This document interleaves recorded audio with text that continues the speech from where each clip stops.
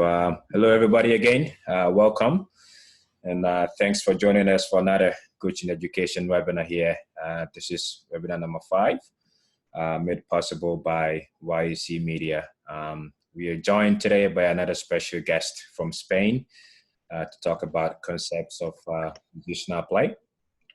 Before we get into it, please make sure your microphone stays mute throughout the webinar so we can hear our presentation clearly. You can type in your questions using the chat button on your Zoom app, and then I'll pick a handful for Gerard to answer. Again, please try to keep your questions as close to the topic of discussion as you can.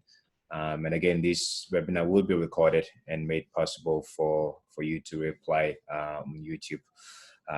Gerard Nus is our guest today. Gerard is a UEFA Pro licensed coach with experience in EPL clubs like Liverpool, Brighton, Hove Albion. He's also coached in Australia, South Korea, United States, Sweden, Kazakhstan, Elche, and Rayo Vallecano in Spain, and was also the assistant coach to Avram Grant with the senior national team, the Black Stars of Ghana, during the AFCON in 2015 and 2017. Gerard, thanks again for joining us. Hello, guys. Thank you for this invitation. I'm looking forward to get started and to share good time talking football with all of you guys. Okay, perfect. If you're ready, you can get us going with your presentation. Yep. I'm going to share my iPad. So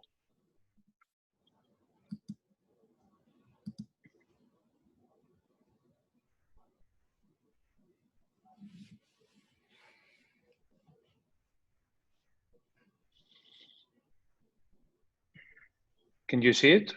Yeah, perfect. Okay. All right. Just before now is just to be sure you can see this one. Or basically now if I go back to the camera, right? So yeah, it's good to see both. Yeah.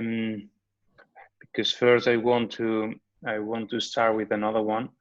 So then we go straight to the iPad. Okay. Let me just go back to this one.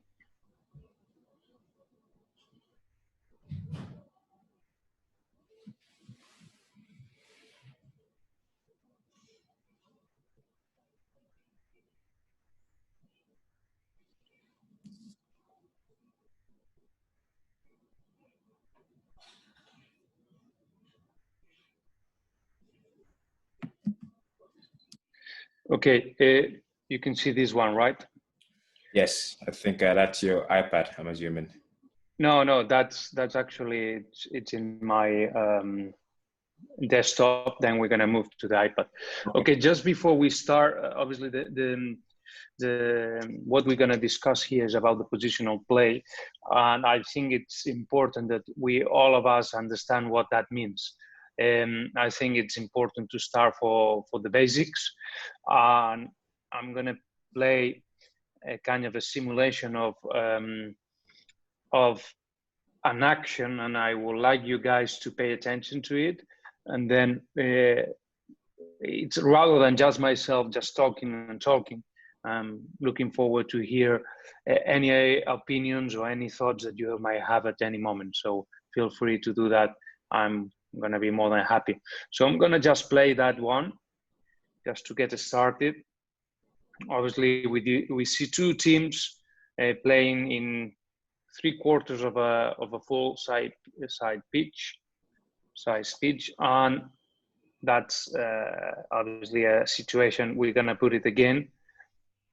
Obviously, one team, red and black stars, playing out, playing to the midfielders, playing to the one side, and then obviously it's a kind of a pass across, actually in the air, and obviously a finish.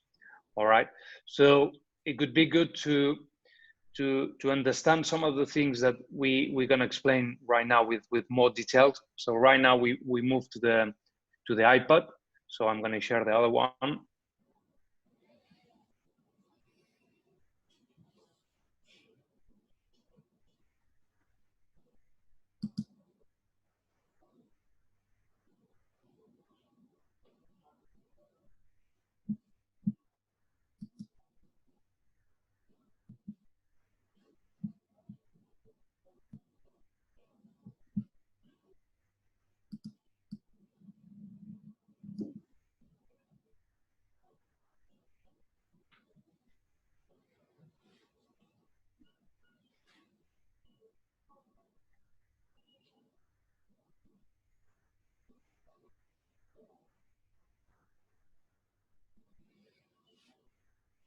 Yeah.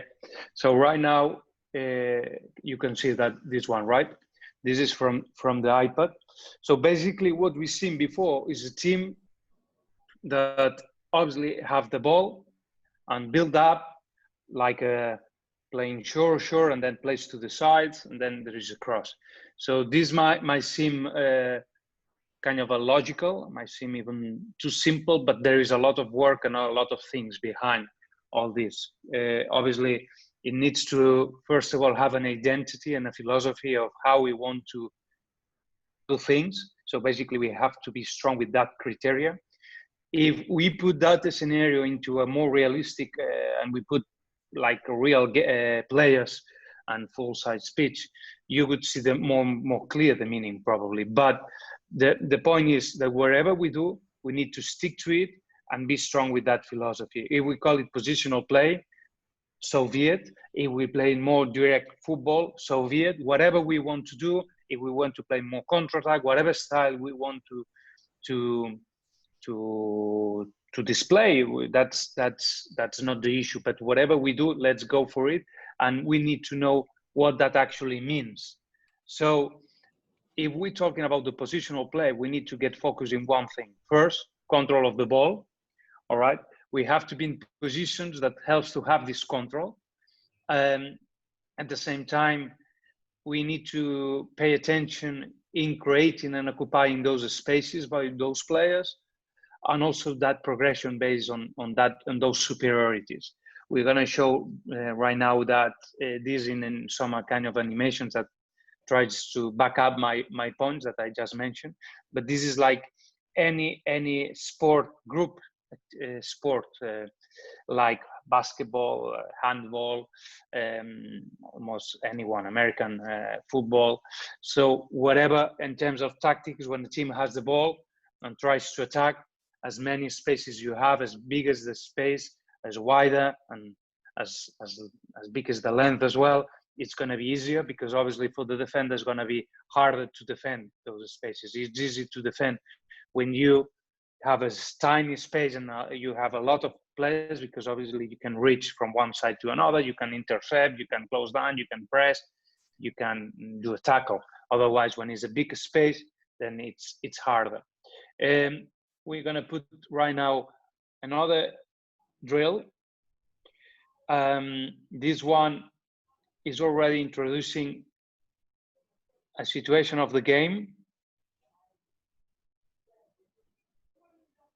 We see obviously the red teams, and we put it in a kind of a scenario where actually you feel more comfortable when you're going to see some kind of drills, because you can understand where we're coming from.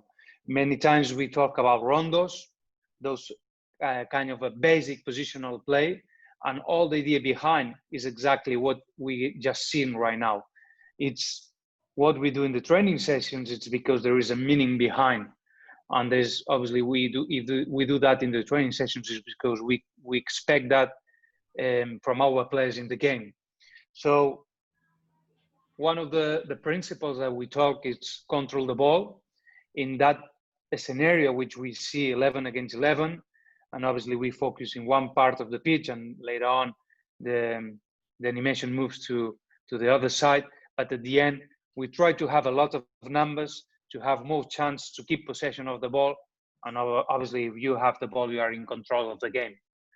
So this is one of the important things that if we want to understand the positional of play philosophy, it's so important to have control of the ball. That means to have players in the positions that can receive it. That means to be in positions to help the player that has the ball.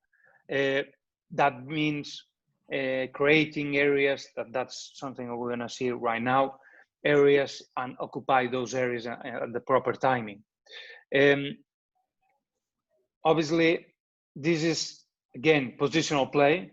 It could mean completely different if we're talking about quick transitions or direct play. This is another kind of a tactical approach. This is something that we could feel more comfortable with, or maybe not. But if we go strong with the positional play, we need to feel comfortable in that kind of a scenarios. And this scenario is what means we need to repeat those actions as many times as possible. This is situations quite similar of the game, situations that we can see so many times in any football game. We have to feel comfortable under opponent's presence. When we have the opponents close to us, he's closing down, we don't have to panic. We shouldn't play the long, just quick or just far away. We have to feel comfortable and knowing that, okay, we had those situations already many times. This guy is going to close me down, but they already have this pass from right now. Let's see the central back. He can play to the right back or to the other central back. You know, there is no really need for us to panic. We shouldn't feel scared of this opponent. Basically, we need to understand that this situation comes from a basic thing. This is a kind of rondos. In that case, the scenario that we see right now, there is no teammate in the space, but obviously we could have one of the reds joining in, like in any football game. If you remember how we started this presentation, it was with a full size, or 3/4 of the pitch, and all the time we had the width. So we believe in positional play. For us, it's compulsory that we need to occupy those width by players at almost any time. That means to have the wingers really wide, almost 90% of the time that we have the ball possession, or might be the fullbacks if we have really going up fullbacks that are gonna join the attack. But without that, we're gonna encourage the defenders to make the job easier. So that's why we have to occupy always to have players in those, even I would say, far areas that at any time we can play the ball to them. We know that they're gonna be free. So I'm talking those areas. So it's always good to have those kind of players. Or right now, having that player far away, or at least the left back. Remember, we're talking always when we have the ball possession. All right. So just to move to a kind of a drills of a scenarios, that's obviously one of the basic things. So many times we do this kind of drills, this kind of a training sessions, and we don't see why. So I prefer to start from the complexity of the game, like you just seen it before, but it is just not to have fun, this kind of scenarios, this kind of exercises, this kind of drills. There is that meaning behind. In a game, you could put these two as a central backs, because obviously in a game, they are used to play side by side. This could be the left fullback, this could be the right fullback, this could be the two midfielders, and obviously the other two in the middle. They could be the strikers trying to closing down, or maybe the midfielders. So we can find kind of a logic and a progression in that. Obviously, that's a kind of a position game that we could train in the training sessions. Now we could do it with 3 groups of 3, even one bouncer, this great player in the middle that can play with the team in possession. But again, the same ideas that we just saw. How are we going to train this? So repeating those actions as many times as possible, similar situations of the game. Obviously, we're not going to make it as big as the real size pitch, because then it would be impossible to repeat it as many times as we want. So we have it in a tiny space like we see it right now. This might be 10 yards or 6 yards. Maybe this could be 10, 12 yards, or that one could be around 6, 8. So basically, we're gonna providing this kind of a setup. We're giving a lot of repetitions, and obviously we're getting used to feel that pressure of the opponent and don't panic, and try to keep the possession and try to find the best decision at all the times. And yes, there is a lot of decisions to take during even those. We could even think it's simple, but it is not simple at all.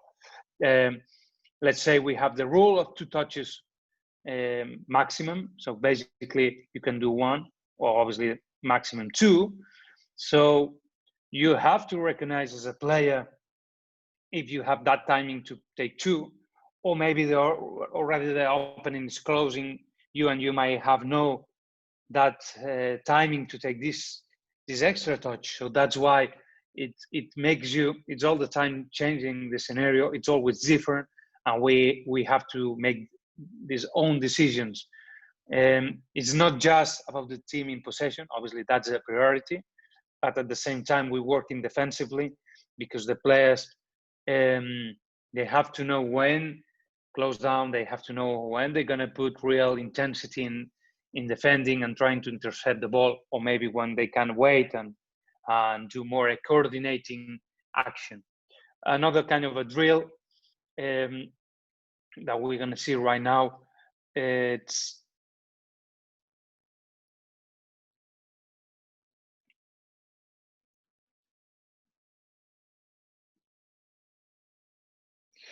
it's again a situation which this is the same kind of a space, but now we have mini goals. So when the team in the middle regain the ball, these guys, like right now, they're gonna try to play the balls to the mini goals. So why we do this is again to encourage the team in possession, in that case the blue and the red, that what we want is to have that reaction to quickly to defend immediately when they lost the ball possession. So obviously it's a work for the team that defends, because it's again as well, it's more realistic like any game, but at the same time focus with the team in possession. In that case, with these two teams in possession, we want them to switch quickly to mentally and react to this action and go to the middle. And that case, obviously, as we can see, they cannot achieve the target, and obviously the green team, it's capable of scoring.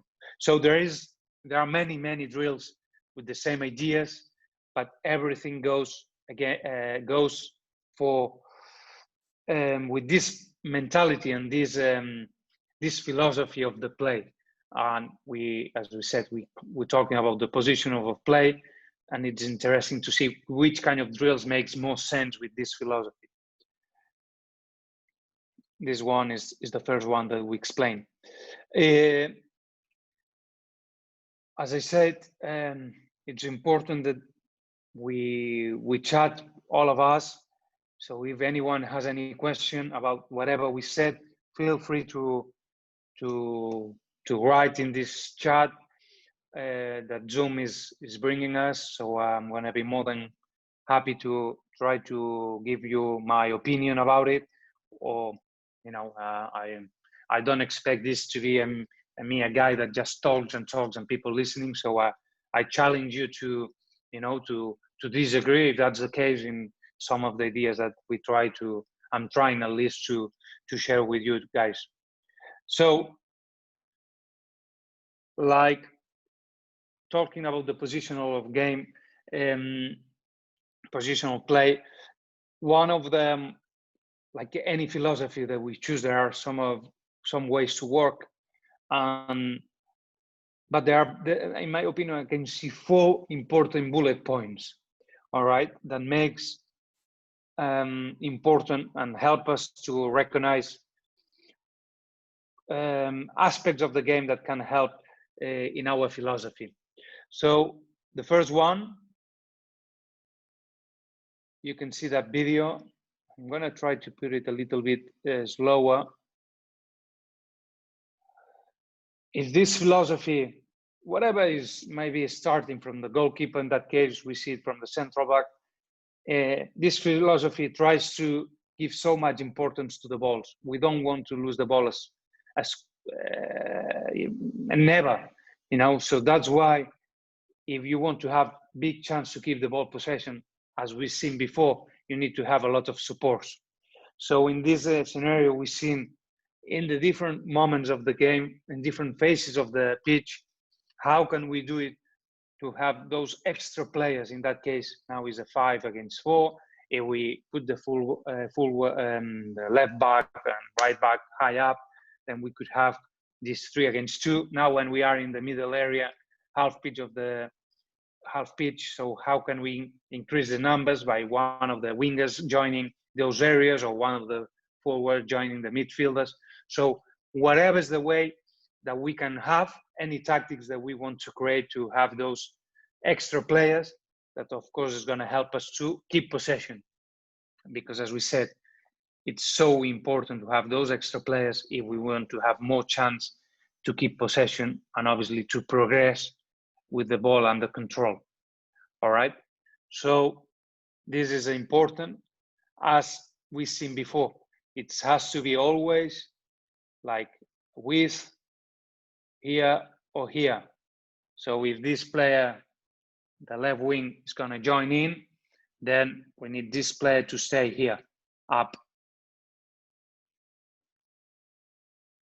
We move now to another principle of the game that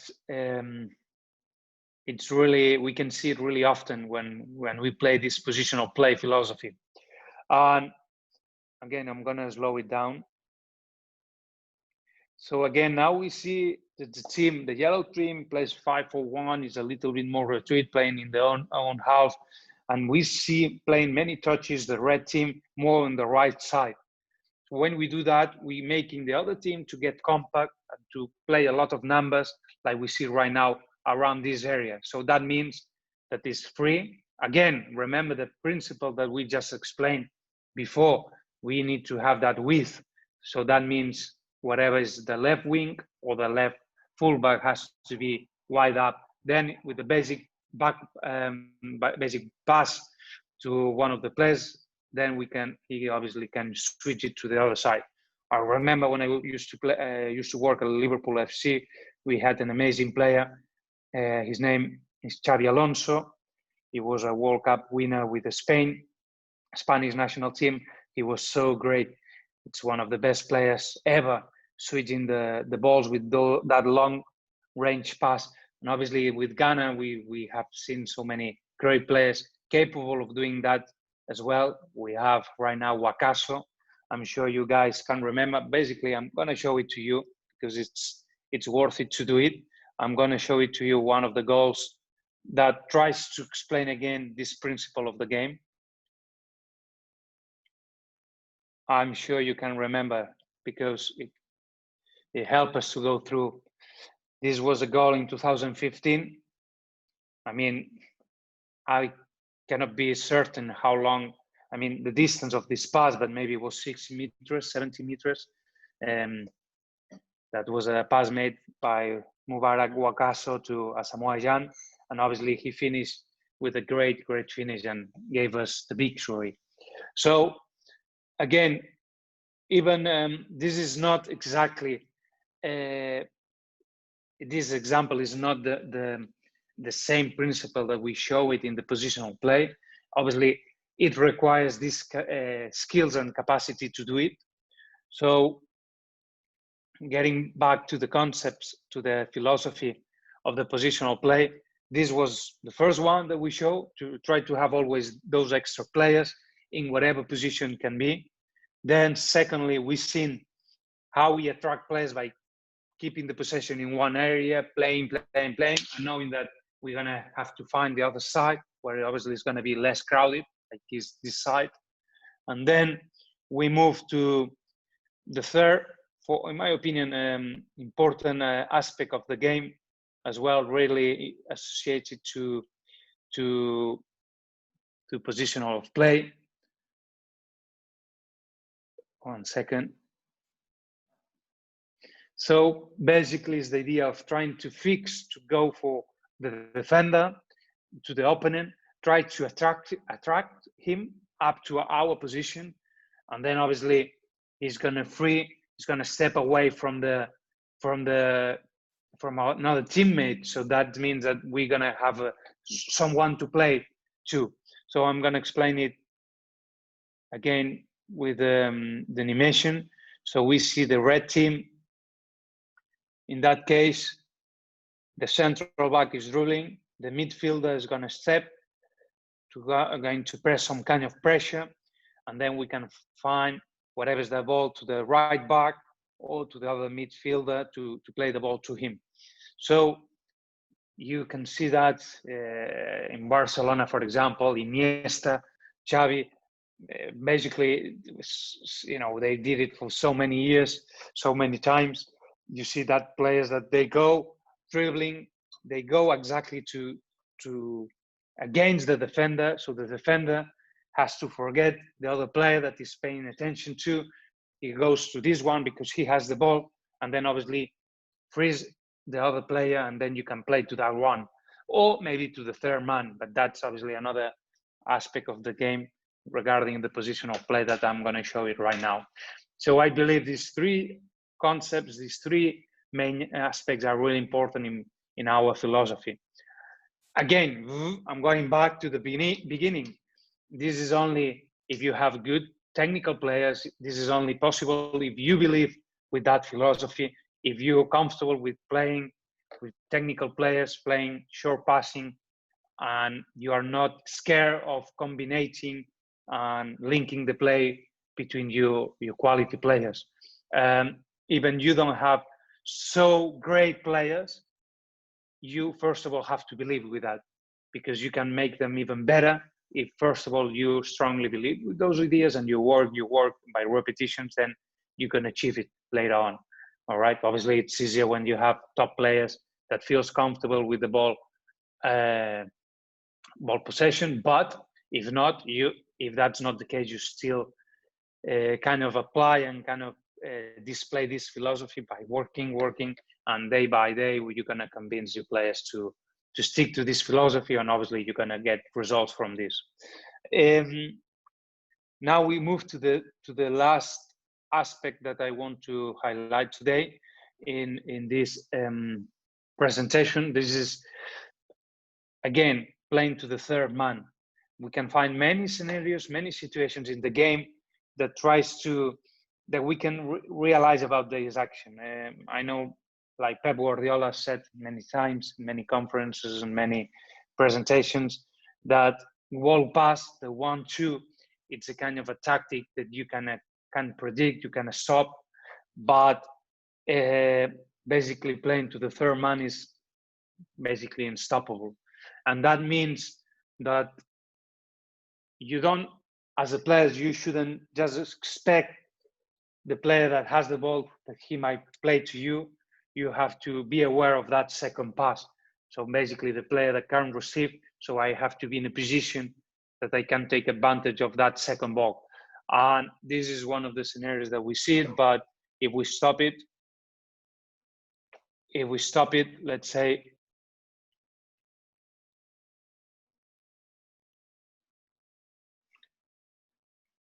I'm gonna slow it down. So let's say another movement from the same scenario, what we can see. So let's say this guy makes this run. So then he can play to this one, or obviously like this one, and then he can play the ball to this one. If you do it one touch, it's almost impossible. It's almost impossible to defend it, okay? Again, all these aspects that we see makes more logic, and it's only impossible if you treat the ball carefully, if you're looking to play under control, to play it on the ground for 95% of the times, rather than playing long and playing direct. Then obviously there is a lot of work behind those other philosophies, these other styles, but in many cases, all these aspects are not, they cannot match each other. All right. So I try to be quite direct with the aspects that I wanted to talk to you today. We talked so many things in really a small time. We've seen, first of all, in a scenario of a game, as we started with a full-size game, trying to identify the importance of the width. All right. We show some kind of drills of how we can introduce the positional play philosophy. I'm going to show it again just to refresh this memory. obviously all these things I'm showing you through the Efficiency Magic Sports is the app that I have everything organized by different folders. So those are the things that we showed before, kind of the drills, basic drills.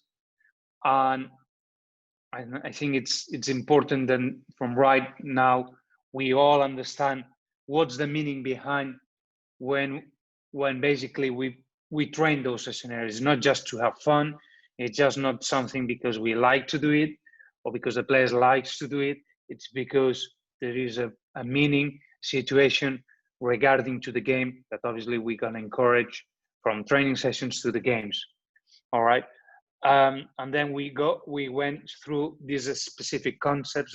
We just seen 4 main ones. Obviously there are other ones, but I think these 4 are probably some of the most important. Another thing that I would like to discuss, but as I said, I'm looking forward to get feedback from you guys, and then we can go and check any options from the iPad, and we can move the players, and then we can try to discuss anything with this amazing setup of this app. But another thing that I wanted to discuss, guys, is that if we do this philosophy is because first you strongly believe on it, okay, and second you need to understand the advantage that brings you. All right, so this is the first thing. Once you're convinced that this is going to help you to be successful with your teams, then stick to it and go for it, and you're going to achieve it. All right, but you need to seriously believe it, because if not, it's obviously impossible. Okay, the other ideas of the game and other philosophies like playing direct and all this can be used as well, but obviously I'm a strongly defender of this philosophy because overall gives you more control of the scenarios, control of the ball, and if you have the ball, you have more chance to win rather than losing. I think, guys, it's good time that right now you give me, please, some kind of a feedback. Let me know what you think so far, and we can try to go from there. Okay, there are a few questions that have come in, but I'm going to begin with mine. You talked about the third man concept. Yeah. Can you talk further on the third man versus the free man? Is that the same, or is there a difference in that? Say again, sorry. What do you mean? The third man and? Yes. The third man and then the free man. Is the third man always your free man, or is there a difference between who the third man is and the free man? Third man, we mean by that player that is not the player. So like that is the striker here would not be the third man. This would be the third man. Okay, so basically this is the first one, the guy that has the ball. He's gonna play to any player, but let's say rather than picking up to choosing this ball, let's say he basically plays to this one. So we need to have a kind of action, get ready from that. You know, we cannot just do it. So it's so predictable if you receive the ball and now someone moves, you know. So basically the idea behind this is it has to be an idea already. Okay, so try to get, because if not for the defenders, it's so easy. We put the example of 1-2. 1-2, it's this player has the ball, he plays the ball to him, he goes here, and then he receives the ball from the same player that he played the ball. All right, so basically, if you have the ball and you play to him and you run and you expect to receive, sometimes it works, but for the defender, can rather or just follow you as a first man, and then by that, this pass will be intercepted by him, or maybe he can even intercept because he can step with he can intercept between, and obviously if it's not really precise pass, then it's not gonna work. So instead, the third man is unstoppable. All right. Obviously, the only way to not being successful is if it's a silly mistake. Let's say he does a poor pass, but that's like any other pass in the world. You know, if you play too strong and obviously he cannot touch it, then, but that's not because the meaning of the concept. This is because the quality of the player, this one or this one is not good enough. You know what I mean? Yeah. But if the quality is a decent quality, he plays the ball to this one and then plays one touch to this one, he can receive it 99% of the times. And obviously he's going to have then the timing to choose another ball. And this is when the football level is really high, like nowadays football, you need to have this kind of a intelligence, this kind of a concepts into your game. All right. Otherwise you cannot take advantage. If you do it, play A to B, B to A, boom, boom, boom, boom. This is too simple, too easy to defend it. So this is when I mean third man, I mean that. But obviously there is a kind of a connection between these two aspects, because whatever, even we mark man to man defensively, there is no any play that can just follow one play and that's it and forget about the game. You, at the end of the day, you still have to defend something, and you play as a team to defend that, you know. Let's over exaggerate it. Imagine this player turns and he's going to face this ball. I expect this guy to close this down and these guys to close him down, you know, in a way that they go close to their own goal. You know, even the coach says, you defend this player or you defend this player, you know. So at the end, the priority always is going to be to defend your own goal when you are defending. And obviously when you are attacking, it's a different scenario. But that's why the third man, it's many times is kind of a freak, because first, he has not the ball. So the eyes of everyone, even the fans, the coaches, everyone is paying attention mainly, and the focus is right now, where is the ball? Second kind of attention is the player is going to receive it, but then it's almost zero attention, zero focus to the third man. That's why it's going to be successful 99% of the times. Yeah, okay, brilliant. Again, I'm going to touch a little bit on the structure here. When you were trying to build from the back, obviously the structure is important. And in certain areas, you can see you have more numbers, so you create numerical advantage.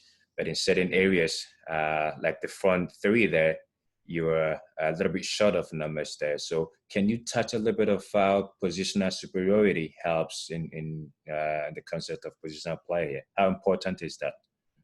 In which area, in which moment? In the final third? Yes. Before, when you're building from the back, so you have more numbers, let's say in zone one, when you're in what we see right now, okay, is obviously is the easiest one, because you already have an extra player, and that player is this guy, okay. The goalkeeper is already, let's say he could start with the ball, okay. So I'm gonna create a copy of this drill so we can see it easier. Okay, so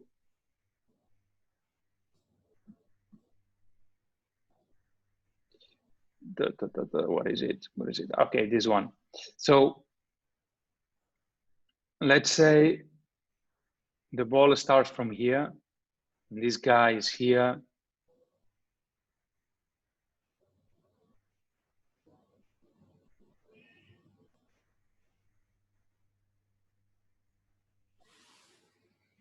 Okay, let's focus in this area, okay? Right now, as you know, the rules change, so it's even easier, in my opinion, to build up, because before, obviously, the rule was that these players have to be outside the box. So then that gave this timing that allow the strikers or the opponents to start the pressing. But right now, obviously, we have these options and we can find many ways. There are some teams, they still starting with the goalkeepers and they play direct. Sometimes they play with, some of them, they play with, 1 second.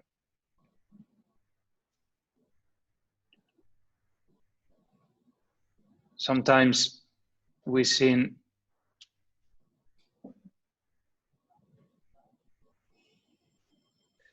teams that do like this.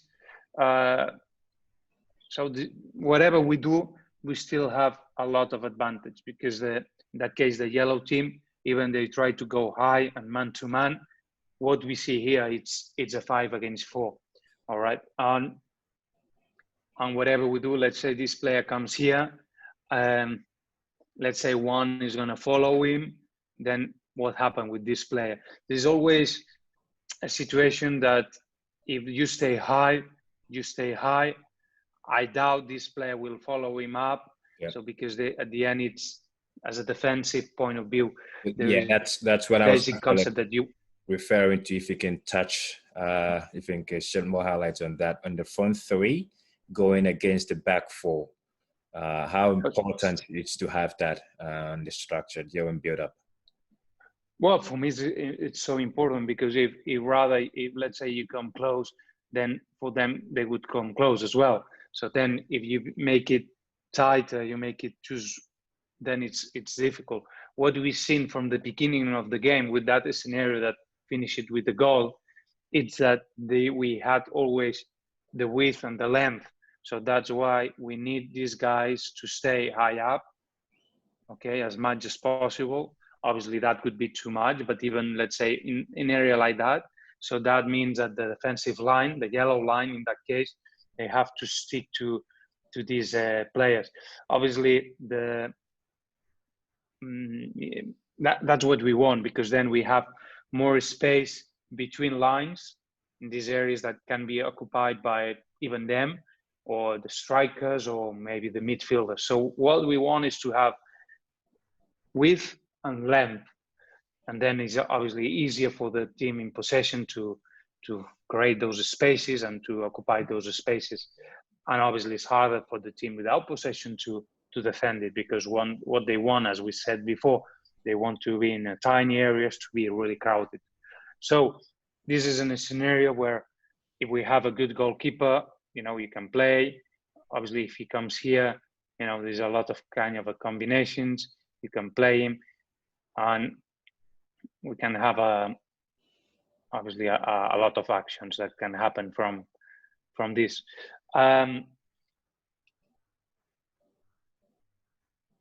What else you wanted to? You said something else, or? Yeah, that was it. That was it. I just wanted you to touch more on the front three and how they help during build out of the play. So I have another question here from Kwejo, who wants to know.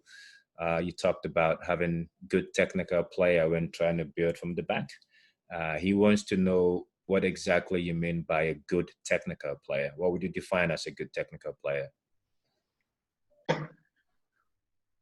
Well, technical player is a player that can control and plays the ball basically where he wants. This is the basic thing of football: control and pass.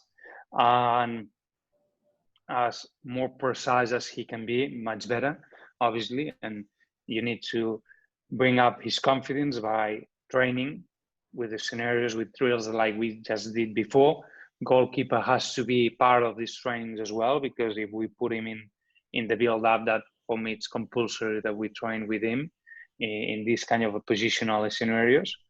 And obviously then you have to take under consideration that level of good technical players compared to the league, because obviously a good technical player for Football Club Barcelona means that with the pressure, with the expectations overall of the level, you can do almost zero mistakes. But if you play in a team in with all my respects, but probably in any other league in the world, rather than, you know, the La Liga or the Premier League, then you could have less level. Not because you want it, obviously, but because that's what you have. You don't. Yeah. That's the way it is. Yeah. This question from Simon. He wants to know how often do you do passing patterns in your training sessions, and if you do you use mannequins or do you use shadow defenders? Well, that's interesting. Obviously, that's something that we haven't touched today. That would mean a way of how we train. And I think right now, one of the things that we've seen in the drills before even was rondos, this kind of a toros. Also, some people call it toros. Some people call it rondos. And even if it's basic, but it's a kind of a making your own decisions. And obviously, in the things that we put the mannequins, many times is zero decisions. That's why there's a big percentage of coaches right now, and I am included as well, that we believe that we should do as many scenarios, many drills, many exercises, many trainings, situations with opponents, and rather than mannequins or cones, because at the end, when we put a mannequin, when we put a cone, it means an opponent, someone that don't stick and there and doesn't move at all. Is someone that goes around, might follows you, might anticipate you. So that's why we try to train the same way as we're gonna play the game, and that's why we try to do that. You know, we try to work with defenders as much as possible, and I do it sometimes with mannequins, but not as much as many other people do, probably. Yeah. And again, I don't know if there's been a huge debate here in America about using constraints-led approach versus isolation. What's your take on that? Do you think one is better than the other? Do you think they both have a role to play when it comes to training sessions? Well, definitely you have to decide what you want to influence, what you want to build up, how you want your team to look like. That's the most important. And then once you decided, okay, let's say you want to have a positional play philosophy. So then in that one, what do you need to have? Scenarios where you're going to play the ball a lot, drills where you have to make own decisions all the time, drills where you're going to have width players that can be in the width. You know, you need to have all these into the same cooking recipe. Yeah. Because if not, if you put scenarios where there is no making decision, there is not too much touching the ball, or maybe there is activities where long balls on the air. I mean, that's something that is not really familiar to what we discuss. And I'm not saying it's wrong, but this is a different one. Yeah. And that's why this is, for example, in a scenario what we're seeing right now of the game. Obviously, everybody knows the team is Barcelona against Atletico de Madrid. This is close to the final third. I mean, close to the opponent's goal. And what we see, this is Ricky Puig, and you see the width. Obviously, in that case, the right fullback is probably too inside, too narrow. In my opinion, he should be here. But maybe one of the other players, we cannot see it in the picture, but in the photo, that could be already here. So that's what they have. They have width. So always they have this escape ball. If he's under pressure, he can play this ball or this one, and you still have the ball under possession. And obviously, you are always going to have these inside balls because they are good players and technical players. But they are good technical players because they've been chosen first, and obviously second, they have been training with this philosophy that we introduced today and we already discussed.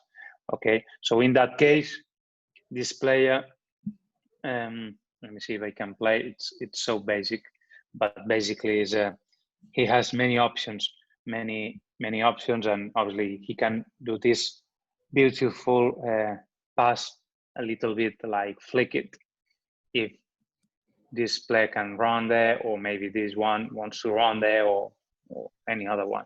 So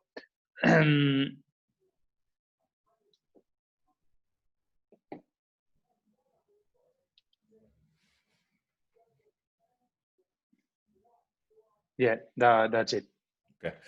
And again, guys, if you have a question, feel free to type it in the chat box, and I'll read it out for Jared here. And my next question, again, you've seen most of the teams that stick to these concepts in the game, either play a 4-3-3 or a 3-4-3. In your opinion, do you think the style dictates the system, or do you think the system dictates the style? No, I think most important is the players and the coach. Okay, so what do you think is the best? The best that whatever things that we're going to choose that's going to help us and is going to bring us what we want, and what we want could be results, could be create an identity of play, or create or build up or make better players. So basically you have to choose what you're looking for and then find the best ways to work it. All right. My opinion, a coach should adapt to the players. All right. But the most important is that first of all, the club knows what they want. So, and that means the directors. So what they want when they bring these players, when they bring this coach, they want them for what? For the philosophy, for what? And if you want to have someone that works and plays this kind of positional play, then obviously you need to have players that match this philosophy. If you have players that match another philosophy, it's not about playing 4-2-3-1 or playing 4-3-3. It's first is this. Okay, I don't know if that makes sense. Oh, it does. So it does. first, yeah. So basically, you need to take and choose a priority and go for it. All right. Yeah. I don't think 4-3-3 or 4-2-3-1 or any other systems could be just the solution regarding one philosophy, because I've seen teams playing 4-4-2 that play really combination football, that plays with so many of these aspects that we've seen today. And I've seen teams playing 4-4-2 that they don't play nothing at all that what we seen today.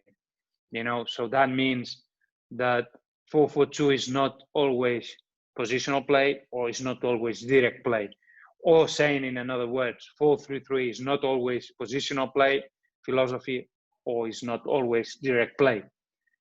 So that's why if we want to build up the house from scratch, we first of all need to be clear from the directors what they want.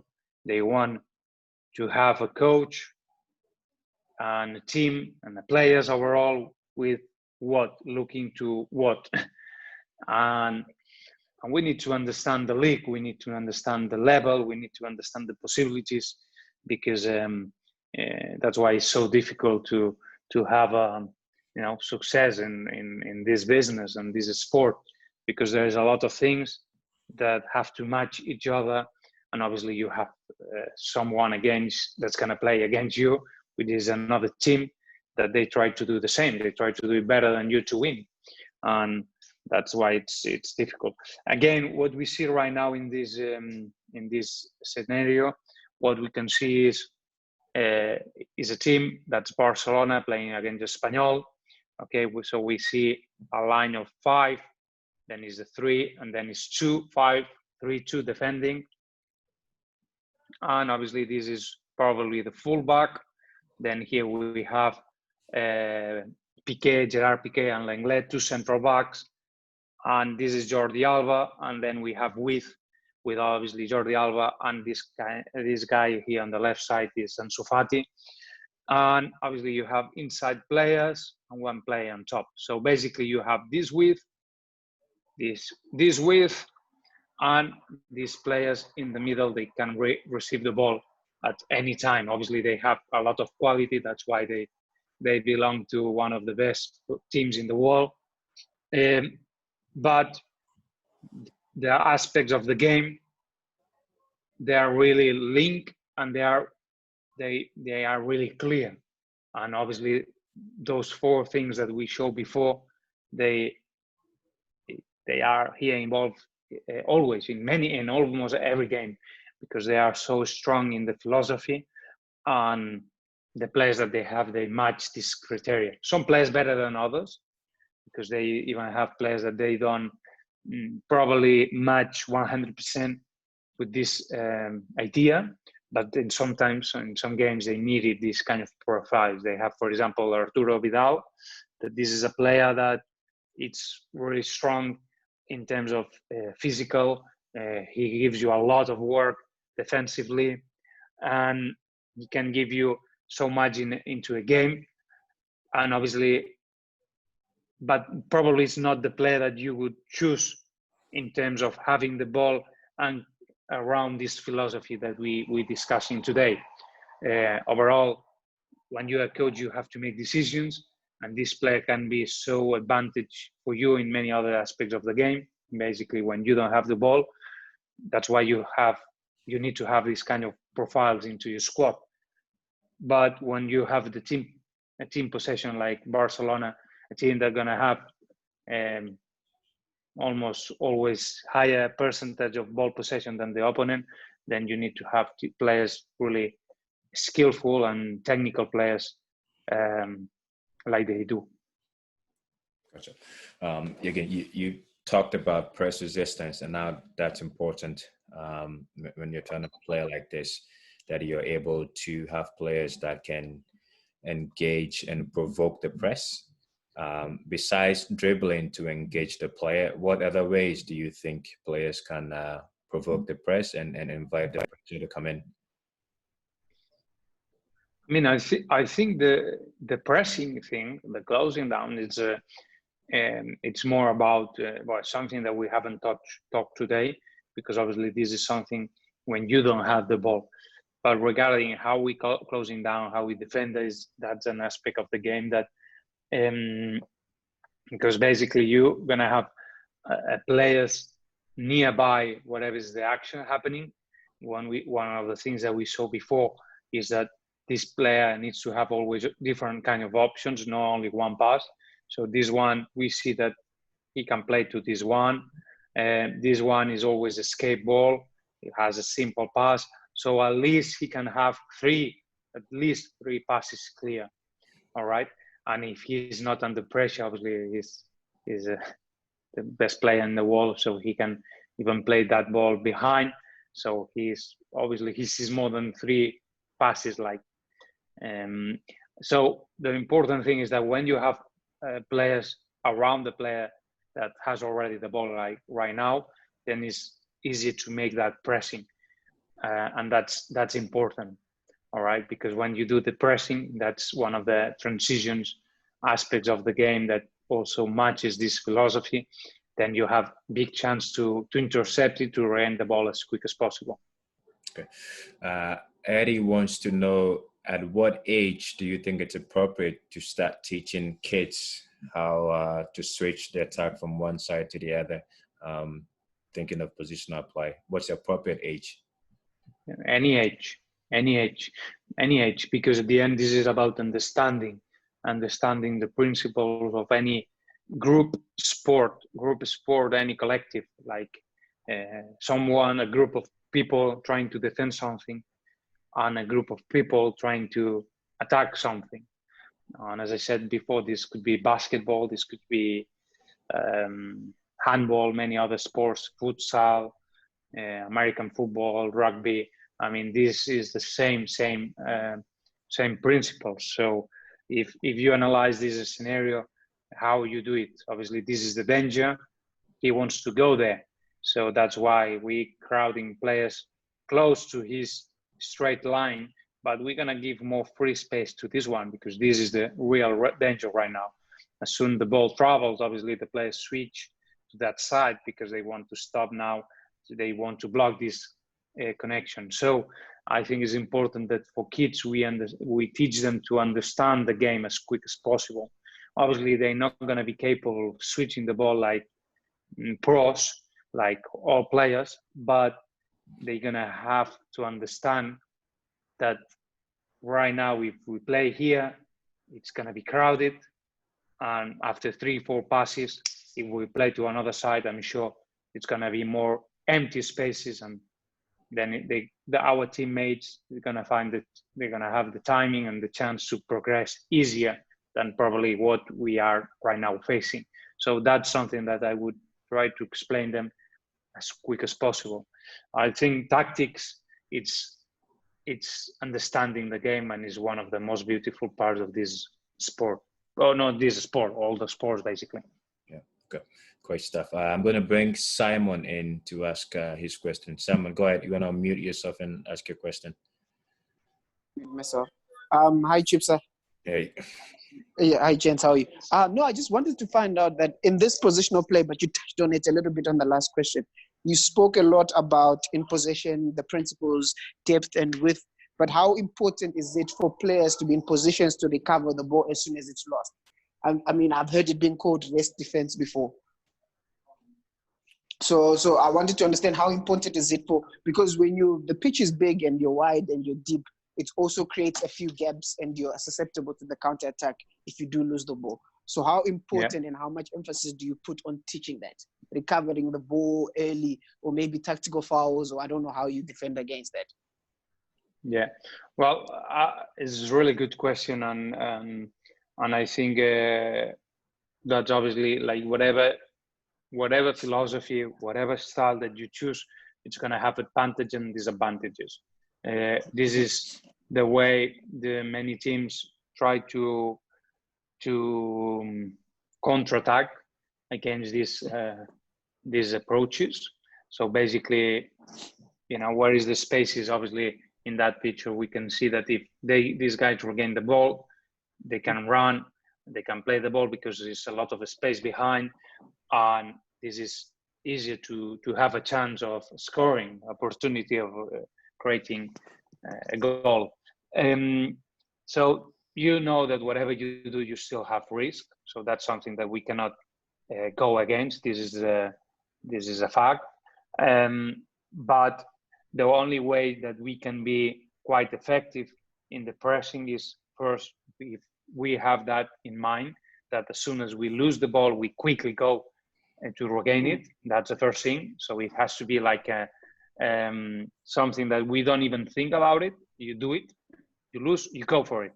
So you don't give him too much time to control, to see, what is around. Okay, the key picks the right pass. No, basically he has to be forced to play, or even to kick it away, and then you intercept it. So this is the first thing. It has to be a kind of a mental thing, which you do it automatically as soon as you lost the ball. And then if you do this, let's say, let's see, okay, let's put it that way. I'm going to put it into this scenario. Let's say we put a ball right now. This is the ball. I want to do it smaller.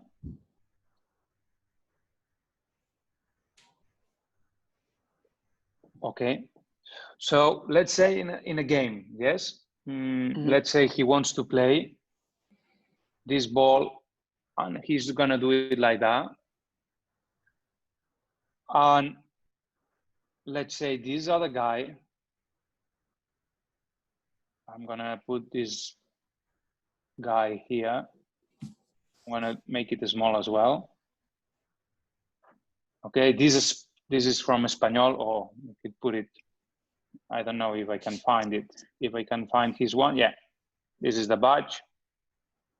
And that was the number 15, all right?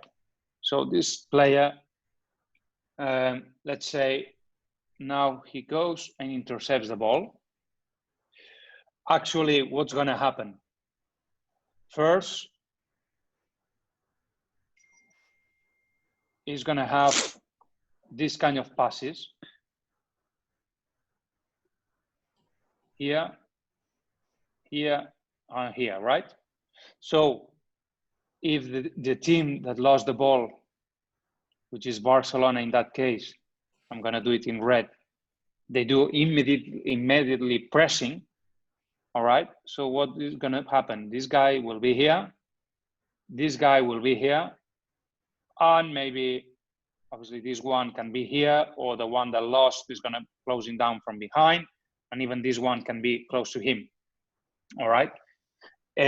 What I mean is that the way they are right now is this is like 10 yards maximum, 5 yards. They are not far away from a position to reach them. Plus, they are facing the ball. So these guys,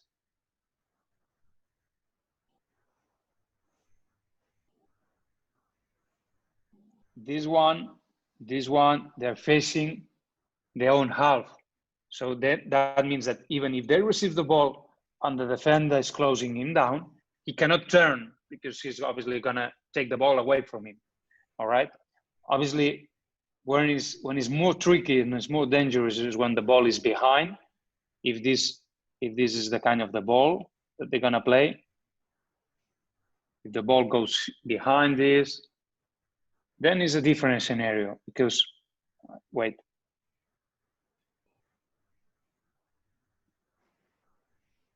If you play this one, let's say even further, just we cannot see it here, but far away, then is a difficult ball to challenge.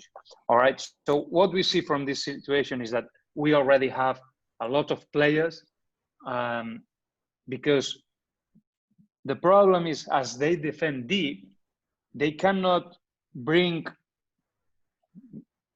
How can they bring this player? Oh, sorry. How can they bring this player, this player, this player, this player? They cannot join the tag, They cannot be into this position or this position, They're too far away. Okay, so they're not becoming a real danger. Did I explain myself?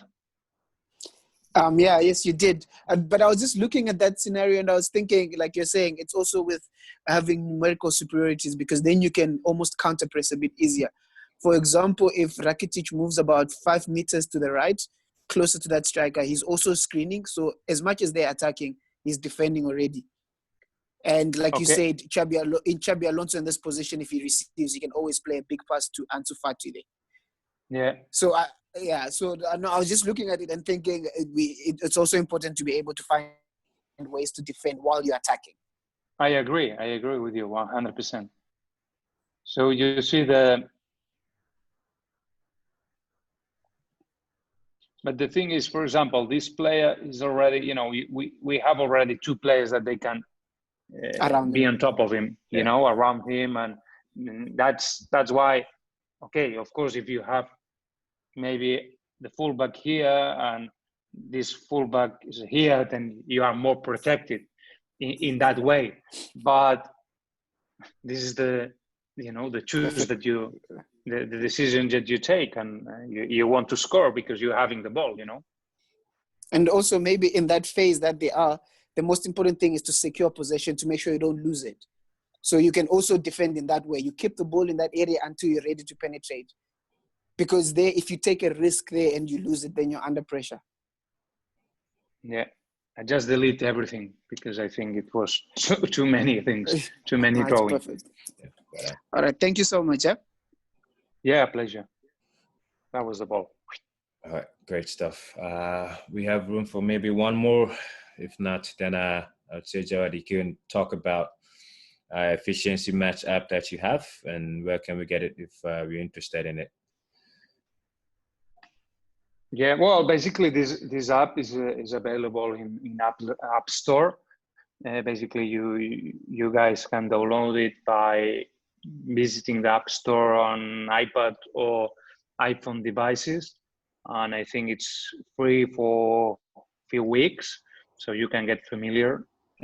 Obviously, we just seen the library, but obviously you could have all the teams that you might have, all your database here, and work on it. It's really powerful. I do have a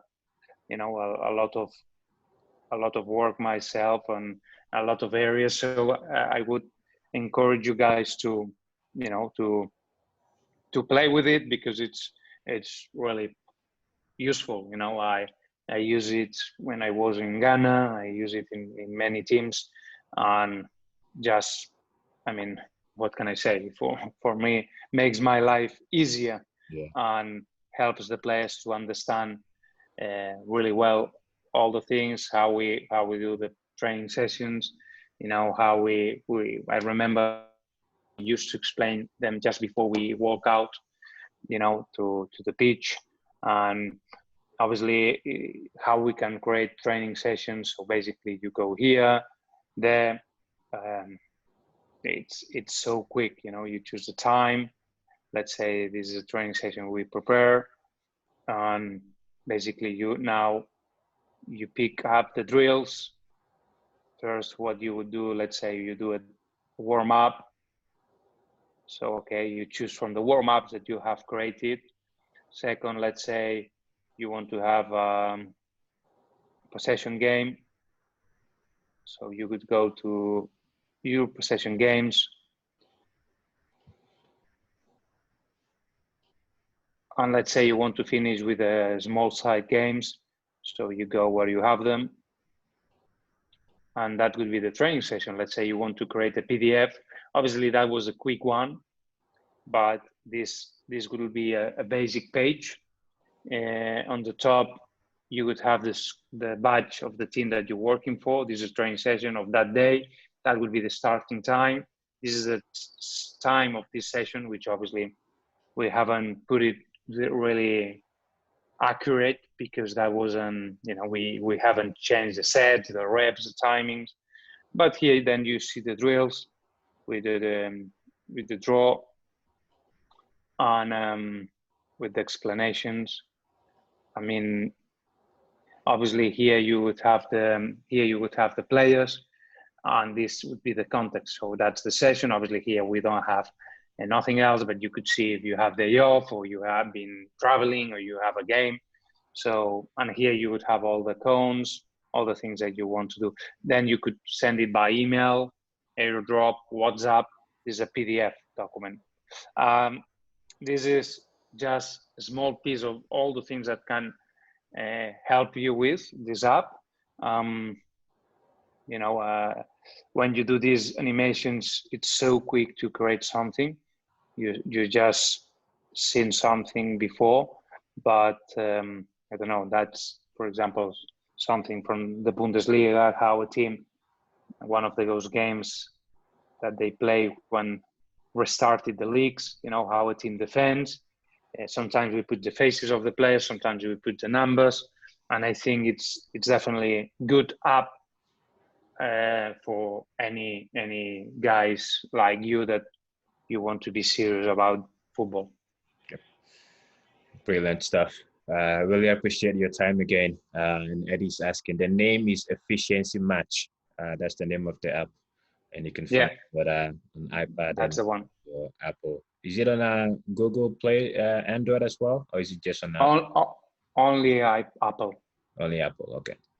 I bought myself an iPad for this reason, and it's not it's the best thing that they ever done. Yeah. Okay. All right, Gerard. Thanks again. I appreciate your time, and wish you the best of luck on your next challenge. Okay, guys. Thank you for this invitation, and I hope you enjoy it as I did, and looking forward to chat with you another time. Right. Hopefully see you in Ghana soon. Looking forward. All right. Bye-bye. Bye-bye.